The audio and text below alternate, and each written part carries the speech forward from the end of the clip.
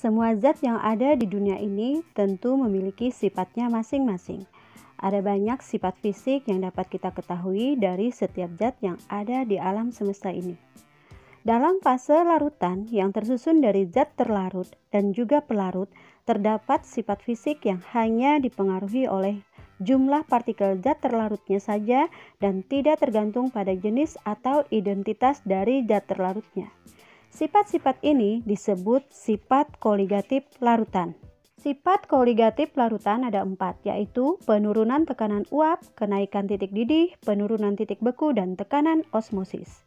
Masih bingung mengenai definisi sifat koligatif larutan? Mari kita perhatikan contoh berikut. Misalkan kita punya beberapa larutan yang memiliki zat terlarut yang berbeda-beda.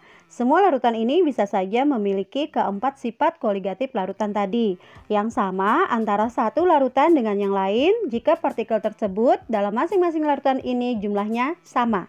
Sedangkan walaupun kita memiliki beberapa larutan yang dengan jenis zat terlarut yang sama, sifat koligatif larutannya akan berbeda jika partikel zat terlarut yang terkandung berbeda.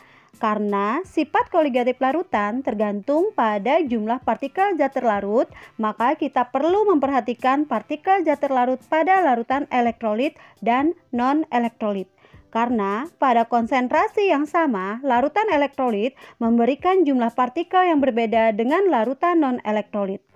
Dalam larutannya, senyawa elektrolit dapat terurai menjadi partikel ion bermuatan positif dan negatif, sedangkan senyawa non-elektrolit tetap menjadi molekul dalam larutannya.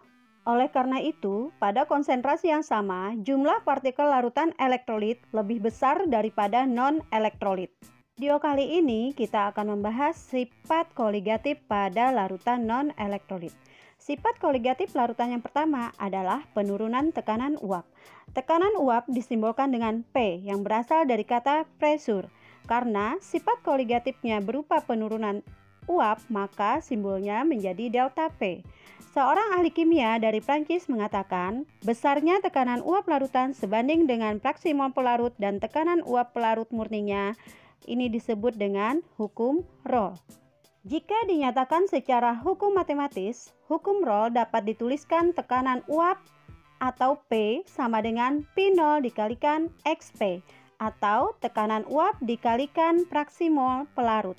Karena yang merupakan sifat koligatif adalah penurunan tekanan uapnya, maka penurunan tekanan uap atau delta P sama dengan P0 dikurang P. Jika rumus P kita masukkan dalam persamaan kedua, kita akan mendapatkan persamaan ketiga bahwa penurunan tekanan uap delta P sama dengan P0 dikalikan XT. Yang kedua adalah kenaikan titik didih.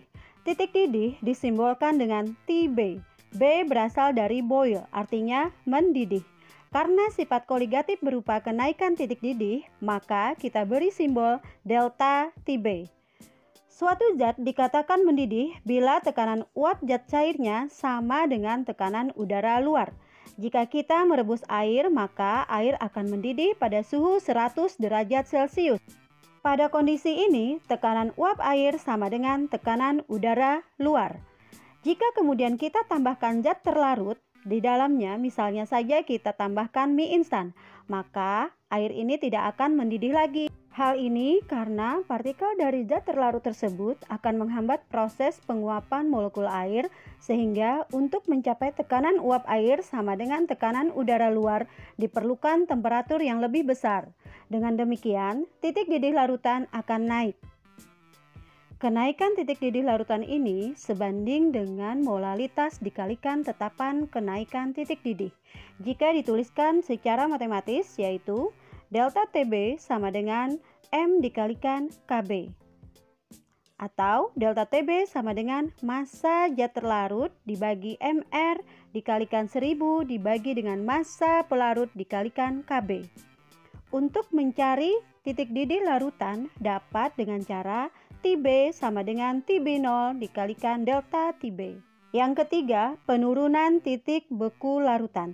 Titik beku disimbolkan dengan F yang berasal dari kata freeze, yang artinya membeku. Karena sifat koligatifnya berupa penurunan titik beku, maka disimbolkan menjadi delta TF. Suatu zat dikatakan membeku apabila tekanan uap zat padatnya sama dengan tekanan uap zat cair. Misalkan kita mempunyai air murni dan air yang ditambah zat terlarut. Kemudian kita bekukan bersama. Maka air akan membeku pada suhu 0 derajat Celcius. Sedangkan air yang sudah ditambah zat terlarut akan membeku pada suhu kurang dari 0 derajat Celcius. Hal ini dikarenakan adanya zat terlarut akan menurunkan tekanan uap jenuh larutan. Kemudian adanya penurunan tekanan uap jenuh larutan akan mengakibatkan penurunan titik beku larutan.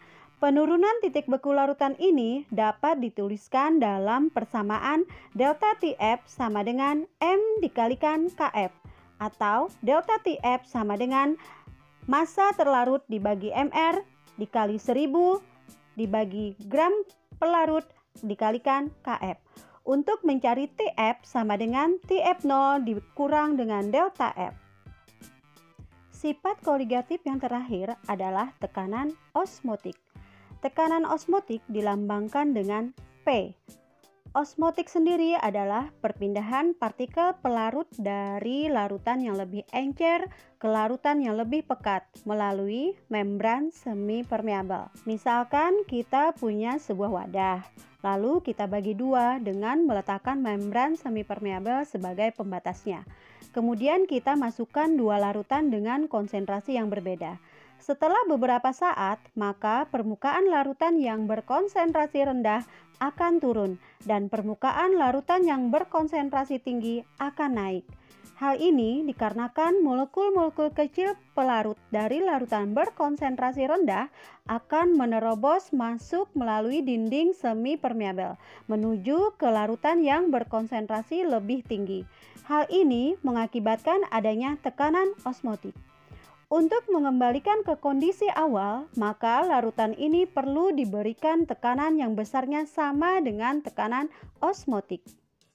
Tekanan osmotik sebanding dengan molaritas dikali tetapan gas ideal dan suhu.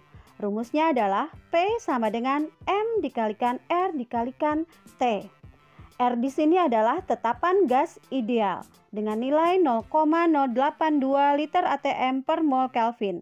Sedangkan T dengan suhu dengan satuan Kelvin. Demikian pembahasan kali ini tentang sifat koligatif larutan non-elektrolit. Simak juga pembahasan sifat koligatif larutan elektrolit pada video selanjutnya.